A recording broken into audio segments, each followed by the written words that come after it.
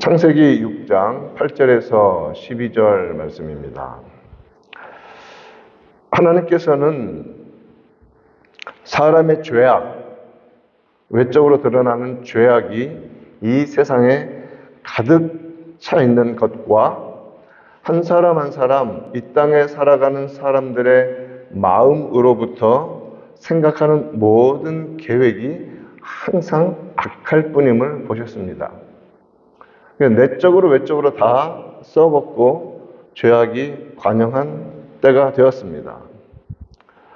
숨 쉴 수 없을 정도로 가득 찬 인간의 외적인 죄악들, 죄악의 독극물을 마치 샘처럼 흘려보내는 그 인간의 마음들, 인간의 내면, 거기에 대해서 하나님은 어떻게 반응하셔야 우리가 믿는 하나님입니까? 하나님은 반드시 그에 대해서 공의로우심으로 그리고 그 사랑을 심판으로 드러내실 때 우리가 믿는 하나님이 온전히 고백되어지고 나타납니다. 하나님은 그렇게 하셨습니다. 그래서 창조한 사람과 그 땅을 깨끗이 쓸어버리시기로 하셨습니다. 쓸어버리겠다라는 표현을 쓰셨죠.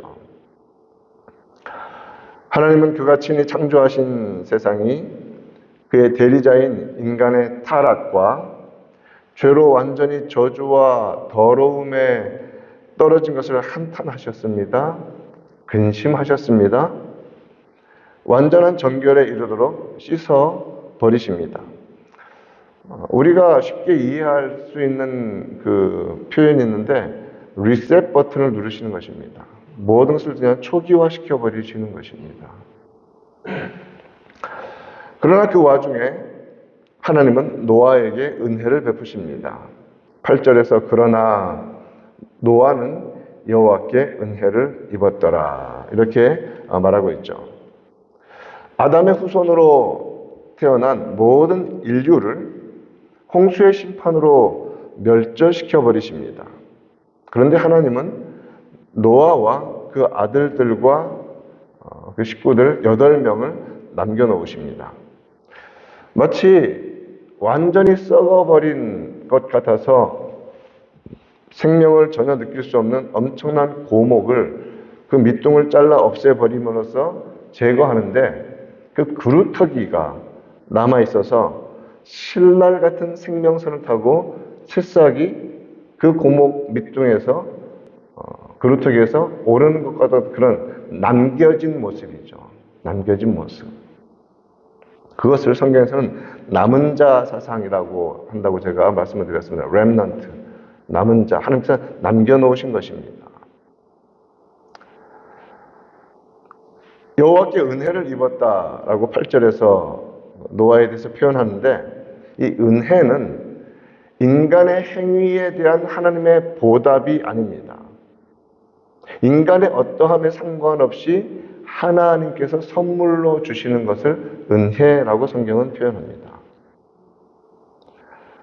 그래서 노아가 은혜를 입었다는 것은 노아가 택함을 받았다는 것과 똑같은 의미입니다. 그 시대에 하나님은 노아를 그 언약의 계보로 쓰시기로 정하신 것입니다. 은혜는 은혜 주시는 분의 선택적인 행위입니다.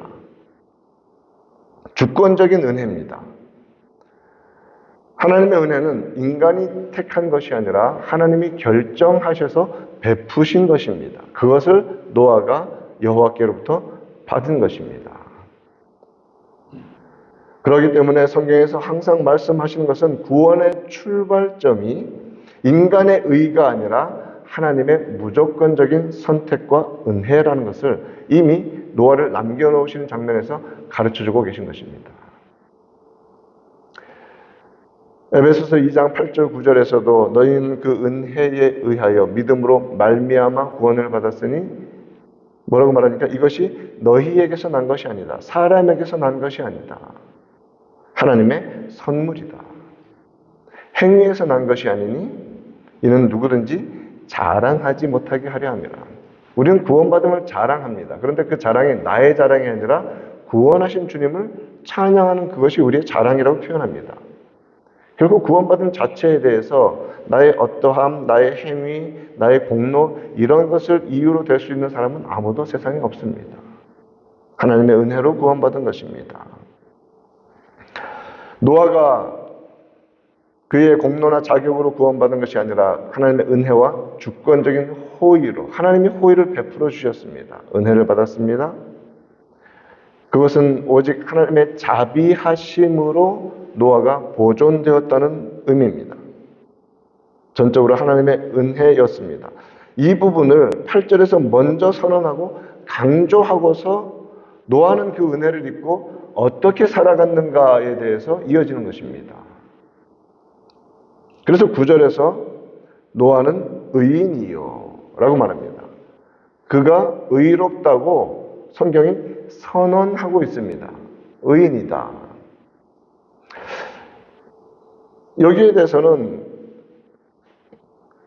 협의적인 눈으로 보면 하나님 앞에서 참 의롭게 살았다는 의미가 맞습니다. 그런데 광의적인 의미, 언약적인 의미, 구원의 의미에서 볼 때 구약 백성들 모두가 여자의 후손에 대한 기대감이라고 표현하지만 오실 메시아에 대한 믿음으로 구원을 받거든요. 그래서 여자의 후손, 하나님께서 약속하신 구원의 씨, 메시아를 믿음으로 말미암아 의롭게 되었다고 넓게 해석되어지기도 합니다. 아브라함이 여호와를 믿으니 하나님이 이것을 그의 의로 여기셨더라. 믿음을 의로 여기신다. 의롭다는 것에는 언제나 믿음이 선행하고 있음을 항상 기억해야 합니다. 그래서 성경은 노아는 의인이다라고 말합니다.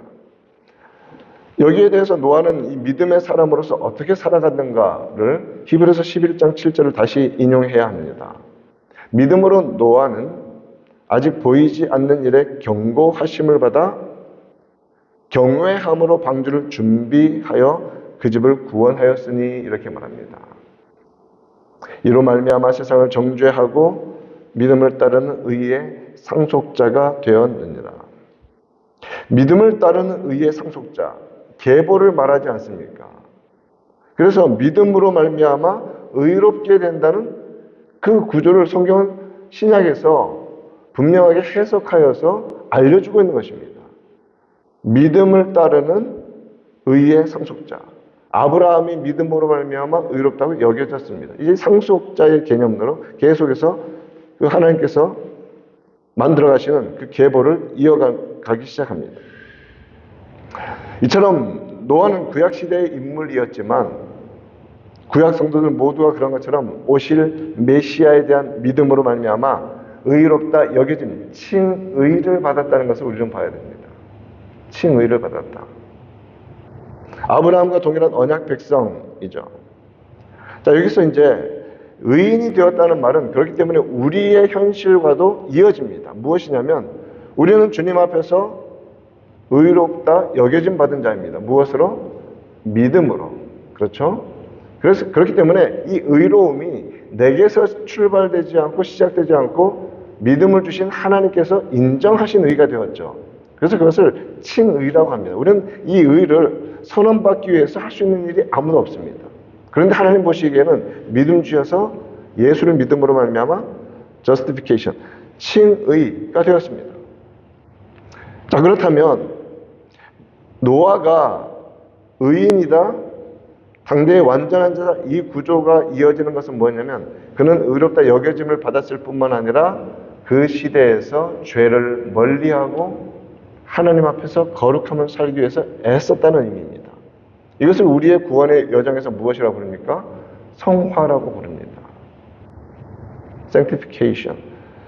은혜를 입은 자들은 믿음으로 의롭다 여기짐 받기 때문에 실제적인 경건에 힘쓰기 위해서 애쓰며 살아가는 이 자연스러운 플로우 속에서 살아간다는 것이죠. 하나님과 동행하는 경건의 삶을 살아가는 것, 이 모든 것이 의인이라는 말 속에 다 포함이 되는 것입니다. 이처럼 하나님께서는 자기 백성으로 삼고자 작정하신 자들을 먼저 은혜로 믿음 주셔서 선물 주셔서 의롭다고 하신 후에 그 성화의 삶으로, 하나님을 섬기는 거룩의 삶으로 이끌어 가시는 분이십니다. 이것이 구원입니다. 얼마나 놀라운 은혜입니까? 우리에게 일어나는 구원의 순서도 바로 그렇게 일치하는 것입니다. 하나님께서 우리를 의롭다 여기시는 칭의, justification, 하나님께서 우리에게 주신 선물인 믿음을 통로로 하여 주셨습니다. 그렇게 은혜를 받아 우리는 의롭다 여김을 받았기 때문에 이제 실제 삶 속에서 거룩한 삶과 의로운 삶을 살고자 애써야 합니다. 여기서는 애씀이 필요합니다. 수고가 필요합니다. 죄를 싸우며 죄를 버리는 노력이 필요합니다. 그것을 성화라 그랬죠. sanctification. 이와 같이 노아는 은혜를 먼저 받고 믿음으로 의롭다 여김을 받은 자로서 의롭게 살아갔습니다. 그가 의롭게 살아갔다는 것을 9절에서는 이렇게 말하죠. 노아는 의인이요 당대 완전한 자라 그는 하나님과 동행하였으며 라고 말합니다. 그는 세상 속에 살았습니다. 정말 죄가 관영 꽉 찬 세상 속에 살았습니다. 그런데 그는 세상에 물들지 않고 살았다는 겁니다. 세상에 속하지 않은 사람처럼 세상에 속한 자로 살지 않았다는 말이죠. 그 말은 어떤 표현입니까? 세상에서 살지만 세상과 구별된 자로 산 것이죠. 단절은 아닙니다. 세상 속에 있으니까. 그런데 분명히 하나님을 믿는 믿음으로 구별된 삶을 산 것입니다. 성도의 삶을 대표적으로 보여주는 모습입니다. 이 세상 모두가 악할 때 노아는 은혜를 입은 자로서 온전함을 지킨 것입니다. 이 말씀은 노아뿐만 아니라 어떤 시대를 살아가더라도 주의 모든 백성들이 그들의 삶이 세상과 본질적으로 구별되어야 한다는 것을 강조하고 있는 것입니다. 하나님의 백성들이 모인 곳이 교회입니다. 교회에 속한 거룩한 주의 백성들은 세상의 풍조를 거슬러 진리와 거룩을 추구하며 살아가는 소명, 콜링을 받았습니다. 우리가 믿는 자로 이 자리에 있는 이상 이 소명에서 자유로울 수 있는 사람은 아무도 없습니다. 그것이 우리를 구원하신 목적이기 때문에 그렇습니다.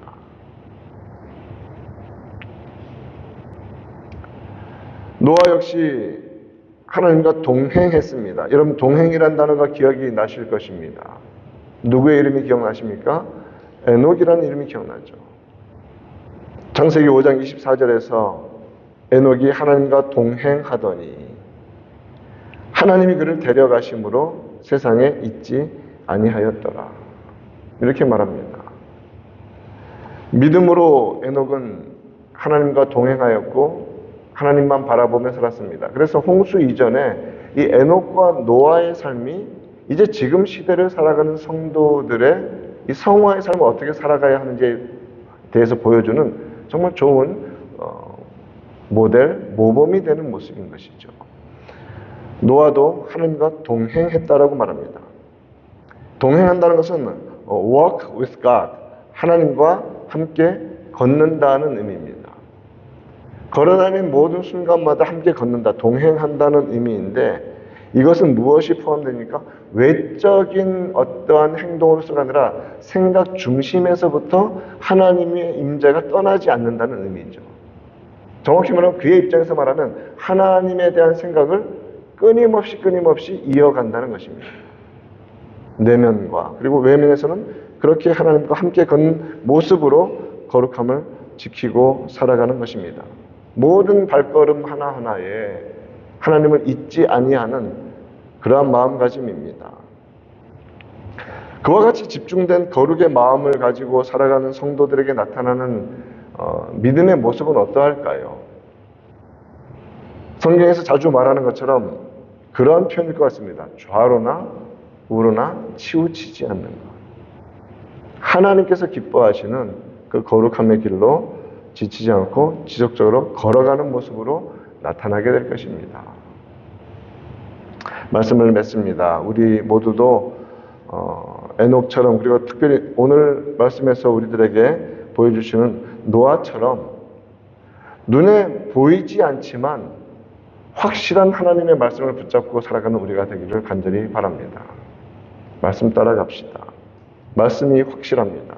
눈에 보이는 것은 사라지지만 말씀은 영원합니다. 사라지지 않습니다. 또한 그러한 믿음과 마음가짐을 가지고 살아갈 때 우리도 경외함으로 주의 몸된 교회를 온전히 섬김으로 복된 가정을 이루고 누리며 살아가는 자들이 다 되기를 우리 구주 예수님의 이름으로 축원드립니다.